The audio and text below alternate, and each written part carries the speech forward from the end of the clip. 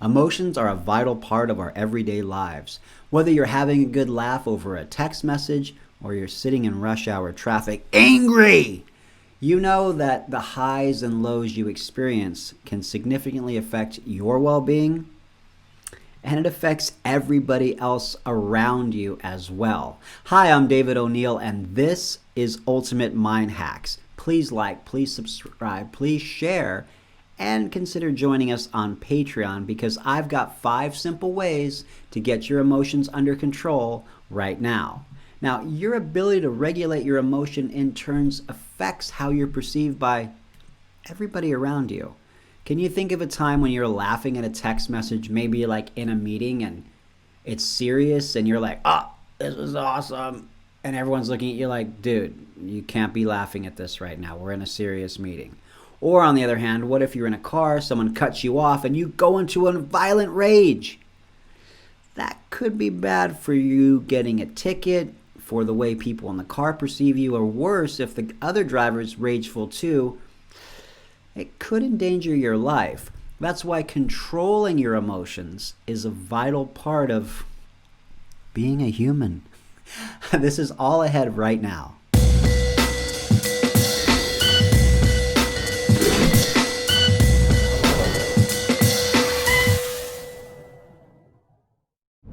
While everybody has emotions, the study of emotions, it's not an exact science. Psychologists still debate the body-mind connection and emotional reactivity. They don't have a complete idea or inventory of all the emotions, and they're even uncertain about whether emotions are the cause or result of the way we construct the world. However, there are advances being made in understanding the concept of emotional regulation, the process of influencing the way the emotions are felt, and more importantly, the way the emotions are expressed. Back in 2001, a scientist from Stanford Research proposed a 4-stage model to capture the sequence of events that occurs when our emotions are stimulated or triggered. In what he calls the modal model, a situation grabs our attention, which in turn leads us to appraise or think about the meaning of the situation.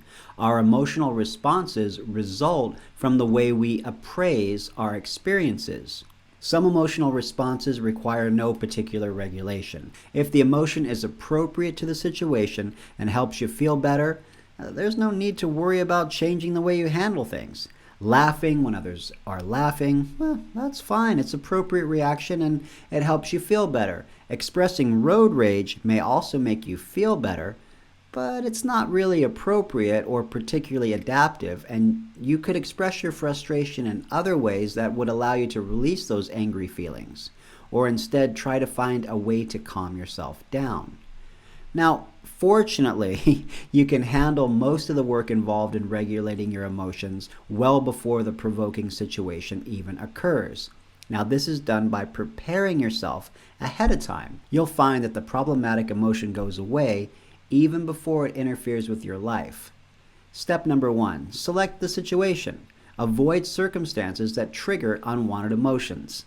Now, if you know that you're most likely to get angry when you're in a hurry, and you become angry when others force you to wait, well, how about this? Don't leave things for the last minute. Get out of the house or the office 10 minutes before you need to, and you won't be bothered so much by the pedestrians, the cars, a slow elevator. But similarly, if there's an acquaintance you find completely annoying, then figure out a way to keep from bumping into that person. Step 2, modify the situation. Perhaps the emotion you're trying to reduce is disappointment. You're always hoping, for example, to serve the perfect meal for friends and family, but invariably something always goes wrong because you're really putting too much pressure on yourself. Modify the situation by finding recipes that are within your range of ability, so each time you do them, they actually come out the way they should.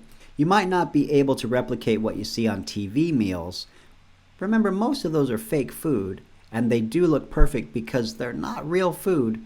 If you focus on making the best meal that you can and focus on how the people are enjoying it, that could be enough to take you back from the edge. Number 3 is shift your attention focus. Let's say you constantly feel inferior to people around you who you think are amazing. Like, let's just say you're at the gym and you can't help but notice that the weight machines are loaded all the way full and they're doing 3 times as much as you. Now, if you go over there, you can't help but watch and wonder and envy at what these other people are able to accomplish. But if you shift your focus away from them and onto other people more similar to you, you'll feel much more confident about your own abilities. Even better, focus on what you're doing, and in the process, you'll even eventually gain some of the strength that you desire. Step 4, this one's like, hey, just do this, and you're like, dude, it's harder than that, but just hear me out. Step 4, change your thoughts. At the core of our deepest emotions are the beliefs that drive them. You're sad when you feel you have lost something, angry when you decide that an important goal is thwarted, and happy anticipation when you believe something good is coming your way. Now, by changing your thoughts, you might not be able to change the situation, but at least you can change the way you're thinking about the situation. Remember, we can't choose our circumstances. Our circumstances are our circumstances.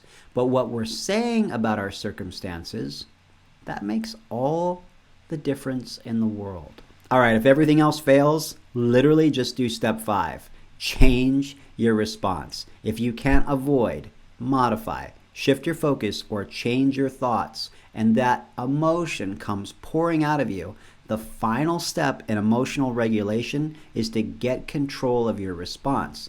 Now, your heart might be beating out a steady drum roll of unpleasant situations, and you might be too anxious or angry.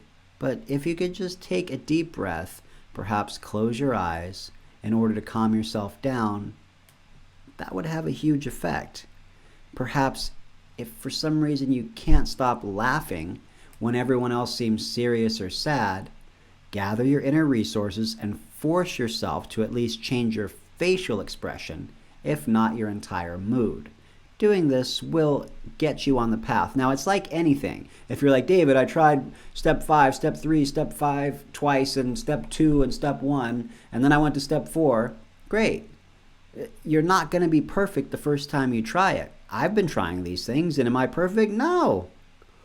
They help a lot, but you've got to keep building that muscle.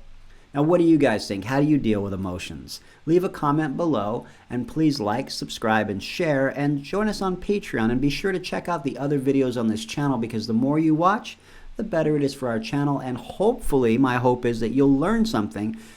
And even if you listen to, like, say, 90 of my videos, and you take away like 2 or 3 things that work for you, I did my job and you got value. I'm David Oneal, and I'll see you next time.